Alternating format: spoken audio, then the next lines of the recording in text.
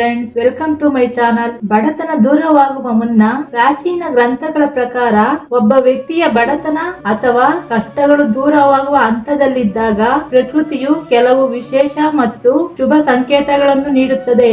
ಈ 21 ಶುಭ ಸಂಕೇತಗಳು ನಿಮ್ಮ ಸುತ್ತಲೂ ಕಾಣಿಸಿಕೊಳ್ಳಲು ಪ್ರಾರಂಭಿಸುತ್ತವೆ. ಆಗ ನಿಮ್ಮ ಒಳ್ಳೆಯ ಸಮಯ ಹತ್ತಿರದಲ್ಲಿದೆ ಎಂದು ನೀವು ಅರ್ಥ ಮಾಡಿಕೊಳ್ಳಬಹುದು. ಹಾಗಿದ್ರೆ ಬನ್ನಿ, ಈ 21 ಶುಭ ಸಂಕೇತಗಳ ಬಗ್ಗೆ ಈ ವಿಡಿಯೋದಲ್ಲಿ ತಿಳಿದುಕೊಳ್ಳೋಣ. ಸೊ ಈ ವಿಡಿಯೋ ತುಂಬಾ ಇಂಟ್ರೆಸ್ಟಿಂಗ್ ಆಗಿದೆ, ಎಲ್ಲಿಯೂ ಸ್ಕಿಪ್ ಮಾಡದೆ ಎಂಡ್ ವರೆಗೂ ನೋಡಿ. ಅದಕ್ಕಿಂತ ಮೊದಲು ಈ ವಿಡಿಯೋಗೆ ಒಂದು ಲೈಕ್ ನೀಡಿ, ನಮ್ಮ ಚಾನೆಲ್ ಅನ್ನು ಸಬ್ಸ್ಕ್ರೈಬ್ ಮಾಡಿಕೊಂಡು ನಮ್ಮ ಕಷ್ಟಗಳು ಶಾಶ್ವತವಾಗಿ ಪರಿಹಾರವಾಗಲಿ ಎಂದು ಲಕ್ಷ್ಮೀ ದೇವಿಯನ್ನು ಬೇಡಿಕೊಳ್ಳುತ್ತಾ ಜೈ ಶ್ರೀ ಲಕ್ಷ್ಮೀ ದೇವಿ ಎಂದು ಕಮೆಂಟ್ ಮಾಡುವುದನ್ನು ಮರೆಯಬೇಡಿ. ನಂಬರ್ 1, ಕಳೆದು ಹೋದ ವಸ್ತುಗಳನ್ನು ಹುಡುಕುವುದು. ಫ್ರೆಂಡ್ಸ್, ಬಹಳ ಹಿಂದೆಯೇ ಕಳೆದು ಹೋದ ಅಥವಾ ನೀವು ಮರೆತಿದ್ದ ಅಥವಾ ಹುಡುಕುತ್ತಿದ್ದ ವಸ್ತುಗಳು ಇದ್ದಕ್ಕಿದ್ದಂತೆ ಸುಲಭವಾಗಿ ಸಿಕ್ಕರೆ ಇದರರ್ಥ ನಿಮ್ಮ ಅದೃಷ್ಟದ ಬಾಗಿಲುಗಳು ತೆರೆದುಕೊಳ್ಳುತ್ತಿವೆ ಮತ್ತು ಕಳೆದು ಹೋದ ಶಾಂತಿ ಮತ್ತು ಸಂತೋಷವು ಮರಳುತ್ತಿದೆ ಎಂದರ್ಥ. ನಂಬರ್ 2, ಮನೆ ಸ್ವಚ್ಛವಾಗಿ ಮತ್ತು ಅಚ್ಚುಕಟ್ಟಾಗಿ ಕಾಣಲು ಪ್ರಾರಂಭಿಸುತ್ತದೆ. ಆರಂಭದಲ್ಲಿ ಗಲೀಜಾಗಿದ್ದ ಅಥವಾ ನಿರ್ಲಕ್ಷ್ಯಕ್ಕೊಳಗಾಗಿದ್ದ ನಿಮ್ಮ ಮನೆ ಇದ್ದಕ್ಕಿದ್ದಂತೆ ನಿಮಗೆ ಸ್ವಚ್ಛವಾಗಿ ಮತ್ತು ಅಚ್ಚುಕಟ್ಟಾಗಿ ಕಾಣಲು ಪ್ರಾರಂಭಿಸಿದರೆ ಇದು ನಿಮ್ಮ ಜೀವನಕ್ಕೆ ತಾಯಿಕುಲ ಶಕ್ತಿಯು ಪ್ರವೇಶ ಮಾಡುತ್ತದೆ ಎಂಬುದರ ಸಂಕೇತವಾಗಿದೆ. ಅಂದ್ರೆ ನಿಮ್ಮ ಬಡತನ ದೂರವಾಗಿ ಅದೃಷ್ಟ ನಿಮ್ಮ ಮನೆ ಬಾಗಿಲು ತಟ್ಟುತ್ತಿದೆ ಎಂಬುದರ ಸಂಕೇತವಾಗಿದೆ. ನಂಬರ್ 3, ಅನಿರೀಕ್ಷಿತ ಸಹಾಯ ಪಡೆಯುವುದು. ನೀವು ಸಮಸ್ಯೆಯಲ್ಲಿ ಅಥವಾ ಆರ್ಥಿಕ ಸಂಕಷ್ಟದಲ್ಲಿ ಸಿಲುಕಿರುವಾಗ ಅಪರಿಚಿತರಿಂದ ಅಥವಾ ನೀವು ನಿರೀಕ್ಷಿಸದ ವ್ಯಕ್ತಿಯಿಂದ ಸಹಾಯ ಹಸ್ತವನ್ನು ಪಡೆಯುವುದು ಅಂದ್ರೆ ಅರ್ಥ ನಿಮ್ಮ ಕಷ್ಟಗಳು ಪರಿಹಾರವಾಗುತ್ತಿವೆ ಮತ್ತು ಆ ಭಗವಂತನು ನಿಮಗೆ ಸಹಾಯ ಹಸ್ತ ತೋರುತ್ತಿದ್ದಾನೆ ಎಂಬುದರ ಸೂಚನೆ. ನಂಬರ್ 4, ಆಂತರಿಕ ಸಂತೋಷ ಮತ್ತು ಶಾಂತಿ. ನಿಮ್ಮ ಹಲವು ದಿನಗಳ ಕಷ್ಟ ಮತ್ತು ಚಿಂತೆಯ ನಂತರ ಇದ್ದಕ್ಕಿದ್ದಂತೆ ಶಾಂತಿ, ಸಂತೋಷ ಮತ್ತು ಮನಸ್ಸು ಹಗುರವಾದರೆ ಅದು ಒಳ್ಳೆಯ ಸೂಚನೆ. ಅಂದ್ರೆ ನಿಮ್ಮ ಕೆಟ್ಟ ಸಮಯ ಮುಗಿದು ಒಳ್ಳೆಯ ದಿನಗಳು ಸಮೀಪಿಸುತ್ತಿವೆ ಎಂದರ್ಥ. ನಂಬರ್ 5, ಕನಸಿನಲ್ಲಿ ಶುಭ ದೃಶ್ಯಗಳನ್ನು ನೋಡುವುದು. ನಿಮ್ಮ ಕನಸಿನಲ್ಲಿ ಶುದ್ಧ ನೀರು, ಹುಲ್ಲುಗಾವಲುಗಳು, ದಟ್ಟವಾದ ಹಸಿರಾದ ಸಸ್ಯಗಳನ್ನು ನೋಡಿದರೆ ಅಥವಾ ಬೆಟ್ಟವನ್ನು ಹತ್ತುತ್ತಿರುವುದನ್ನು ನೋಡಿದರೆ ಅದು ನಿಮ್ಮ ಜೀವನದಲ್ಲಿ ಪ್ರಗತಿ ಮತ್ತು ಯಶಸ್ಸಿನ ಸಂಕೇತವಾಗಿದೆ ಮತ್ತು ಕಷ್ಟಗಳು ದೂರವಾಗುತ್ತಿವೆ ಎಂಬುದರ ಸ್ಪಷ್ಟವಾದ ಸಂಕೇತವಾಗಿದೆ. ನಂಬರ್ 6, ಬಿಳಿ ಪಕ್ಷಿಯನ್ನು ನೋಡುವುದು. ನಿಮ್ಮ ಮನೆಯ ಸುತ್ತಲೂ ಅಥವಾ ನೀವು ಹೊರಗಡೆ ಹೋದಾಗ ಬಿಳಿ ಹಕ್ಕಿಯನ್ನು ನೋಡುವುದು. ಬಿಳಿ ಹಕ್ಕಿಯನ್ನು ನೋಡುವುದು ತುಂಬಾ ಶುಭ ಪ್ರಧಾನವಾದದ್ದು. ಇದು ಶಾಂತಿ, ಸ್ವಚ್ಛತೆ ಮತ್ತು ನಿಮ್ಮ ಕಷ್ಟದ ದಿನಗಳ ಅಂತ್ಯವಾಗಿ ಜೀವನದಲ್ಲಿ ಹೊಸ ಶುಭ ಆರಂಭದ ಸಂಕೇತವಾಗಿದೆ. ನಂಬರ್ 7, ಶುಭ ಚಿಹ್ನೆಗಳ ಗೋಚರತೆ ಹೆಚ್ಚಾಗುವುದು. ಓಂ, ಸ್ವಸ್ತಿಕ್ ಅಥವಾ ದೀಪದಂತಹ ಧಾರ್ಮಿಕ ಶುಭ ಚಿಹ್ನೆಗಳನ್ನು ನೀವು ಹೆಚ್ಚು ನೋಡಲು ಪ್ರಾರಂಭಿಸಿದರೆ ನಿಮ್ಮ ಮೇಲಿನ ನಕಾರಾತ್ಮಕ ಶಕ್ತಿ ಕಡಿಮೆಯಾಗುತ್ತಿದೆ ಎಂದರ್ಥ ಮತ್ತು ನಿಮಗೆ ದೈವಿಕ ರಕ್ಷಣೆ ದೊರೆಯುತ್ತದೆ ಎಂಬುದರ ಸಂಕೇತವಾಗಿದೆ. ನಂಬರ್ 8, ನಿಮ್ಮ ಮನೆಯಲ್ಲಿರುವ ಸಸ್ಯಗಳು ಹಸಿರಾಗಿ ಬೆಳೆಯುತ್ತಿವೆ.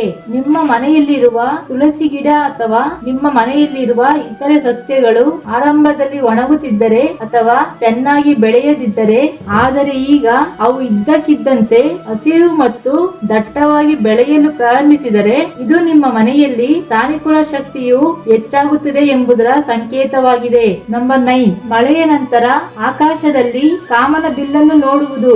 ಮಳೆಯ ನಂತರ ಆಕಾಶದಲ್ಲಿ ಕಾಮನ ಬಿಲ್ಲನ್ನು ನೋಡುವುದು ಯಾವಾಗಲೂ ಸುಂದರ ಮತ್ತು ಮಂಗಳಕರ. ಕಷ್ಟಗಳ ನಂತರ ಜೀವನದಲ್ಲಿ ಸಂತೋಷ ಮತ್ತು ಹೊಸ ಬಣ್ಣಗಳು ಬರುತ್ತವೆ ಎಂಬುದರ ಸಂಕೇತ. ನಂಬರ್ 10, ಅನಿರೀಕ್ಷಿತ ಶುಭ ಶಬ್ದ ಕೇಳುತ್ತದೆ. ನೀವು ಬೆಳಗ್ಗೆ ಎದ್ದಾಗ ಅಥವಾ ಮನೆಯಲ್ಲಿದ್ದಾಗ ನೀವು ದೇವಾಲಯದ ಗಂಟೆಗಳು, ಭಜನೆಗಳು, ವೇದ ಪುರಾಣಗಳು ಅಥವಾ ಆಹ್ಲಾದಕರ ಶಾಸ್ತ್ರೀಯ ಸಂಗೀತದ ಶಬ್ದವನ್ನು ಕೇಳುತ್ತೀರಿ. ಈ ಅನಿರೀಕ್ಷಿತವಾಗಿ ಶಾಂತವಾದ ಶಬ್ದಗಳು ಕೇಳಿ ಬಂದರೆ ಅದು ನಿಮ್ಮ ಮನಸ್ಸಿಗೆ ಶಾಂತಿಯನ್ನು ನೀಡುವುದು ಮಾತ್ರವಲ್ಲದೆ ನಿಮ್ಮ ತೊಂದರೆಗಳು ಮಾಯವಾಗುತ್ತವೆ ಎಂಬುದರ ದೈವಿಕ ಸಂಕೇತವೂ ಆಗಿದೆ. ನಂಬರ್ 11, ಚಿಕ್ಕ ಮಗು ನಿಮ್ಮನ್ನು ನೋಡಿ ನಗುತ್ತಿರುವುದು. ಒಂದು ಚಿಕ್ಕ ಮುಗ್ಧ ಮಗು ನಿಮ್ಮನ್ನು ನೋಡಿ ಪ್ರೀತಿಯಿಂದ ಮುಗುಳ್ನಕ್ಕರೆ ಅಥವಾ ನಿಮ್ಮೊಂದಿಗೆ ಮಾತನಾಡಲು ಪ್ರಯತ್ನಿಸಿದರೆ ಅದು ನಿಮ್ಮ ಮನಸ್ಸು ಮತ್ತು ಆತ್ಮ ಶುದ್ಧವಾಗುತ್ತಿದೆ ಮತ್ತು ಉತ್ತಮ ಭವಿಷ್ಯವು ನಿಮ್ಮದಾಗಿದೆ ಎಂಬುದರ ಸಂಕೇತವಾಗಿದೆ. ನಿಮ್ಮ ಕಷ್ಟದ ದಿನಗಳು ಕೊನೆಗೊಳ್ಳುತ್ತಿವೆ ಎಂದು ಅರ್ಥ ಮಾಡಿಕೊಳ್ಳಿ. ನಂಬರ್ 12, ಅಲಂಕಾರಗೊಂಡ ಮುತ್ತೈದೆಯರನ್ನು ನೋಡುವುದು. ಸಿಂಧೂರ, ಮಂಗಳ ಮಂಗಳಸೂತ್ರ, ಬಳೆಗಳು ಮುಂತಾದ ಶುಭ ವಸ್ತುಗಳಿಂದ ಅಲಂಕಾರಗೊಂಡು ಸಂತೋಷದಿಂದಿರುವ ಮುತ್ತೈದೆಯನ್ನು ನೋಡುವುದು ಅತ್ಯಂತ ಶುಭ. ಇದು ನಿಮ್ಮ ಜೀವನದಲ್ಲಿ ಸಂತೋಷ, ಸಮೃದ್ಧಿ ಹೆಚ್ಚಾಗುತ್ತಿದೆ ಎಂಬುದರ ಸಂಕೇತವಾಗಿದೆ. ಆರಂಭದಲ್ಲಿ ಹಣವನ್ನು ಉಳಿಸಲು ನೀವು ಎಷ್ಟೇ ಪ್ರಯತ್ನಿಸಿದರೂ ಅದು ಉಳಿಸಲು ಸಾಧ್ಯವಾಗದೇ ಇದ್ದು, ಈಗ ನೀವು ಇದ್ದಕ್ಕಿದ್ದಂತೆ ಸ್ವಲ್ಪ ಮೊತ್ತವನ್ನು ಉಳಿಸಲು ಪ್ರಾರಂಭಿಸಿದರೂ ಸಹ ಇದು ನಿಮ್ಮ ಆರ್ಥಿಕ ಪರಿಸ್ಥಿತಿ ನಿಧಾನವಾಗಿ ಸುಧಾರಿಸುತ್ತಿದೆ ಮತ್ತು ಆರ್ಥಿಕ ತೊಂದರೆಗಳು ಕಡಿಮೆಯಾಗುತ್ತಿವೆ ಎಂಬುದರ ಪ್ರಮುಖ ಸಂಕೇತವಾಗಿದೆ. ನಂಬರ್ 13, ಹಳೆಯ ಚಿಕ್ಕ ಚಿಕ್ಕ ಸಾಲಗಳಿಂದ ಮುಕ್ತಿ. ನೀವು ಮರೆತಿರುವ ಅಥವಾ ಅನಿರೀಕ್ಷಿತವಾಗಿ ನಿಮ್ಮ ಮೇಲೆ ಹೊರೆಯಾಗಿರುವ ಸಣ್ಣ ಸಾಲವನ್ನು ನೀವು ತೀರಿಸಲು ಸಾಧ್ಯವಾದರೆ ನಿಮ್ಮ ಮೇಲಿನ ಆರ್ಥಿಕ ಮತ್ತು ಭಾವನಾತ್ಮಕ ಹೊರೆ ಕಡಿಮೆಯಾಗುತ್ತಿದೆ ಎಂಬುದರ ಸ್ಪಷ್ಟ ಸೂಚನೆಯಾಗಿದೆ.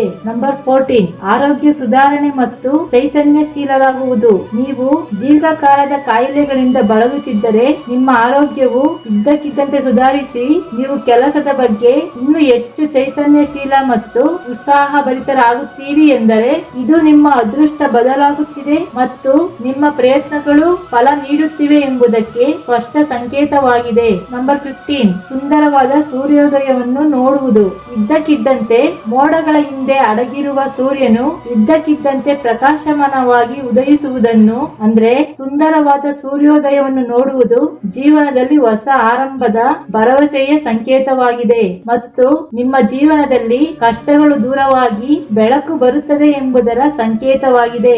ನಂಬರ್ 16, ಅನಿರೀಕ್ಷಿತವಾಗಿ ಆಹ್ಲಾದಕರವಾದ ಸುವಾಸನೆಯನ್ನು ಅನುಭವಿಸುವುದು.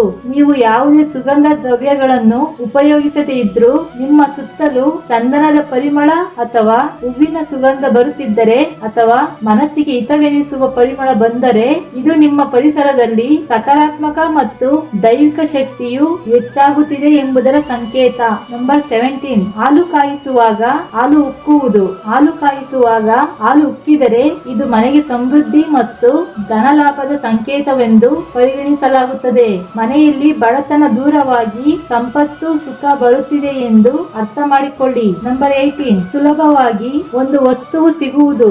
ನೀವು ಯಾವುದೋ ಒಂದು ವಸ್ತುವನ್ನು ತುಂಬಾ ಹುಡುಕಾಡುತ್ತಿರುವಾಗ ಅದು ಸುಲಭವಾಗಿ ಯಾರು ಊಹಿಸದ ರೀತಿಯಲ್ಲಿ ಸಿಕ್ಕರೆ ಇದು ನಿಮ್ಮ ಕಷ್ಟಗಳು ಪರಿಹಾರವಾಗುತ್ತವೆ ಎಂಬುದರ ಸಂಕೇತ. ನಂಬರ್ 19, ಯಾರಾದರೂ ನಿಮಗೆ ಸಿಹಿ ತಿಂಡಿಗಳನ್ನು ತಿನ್ನಿಸುವುದು.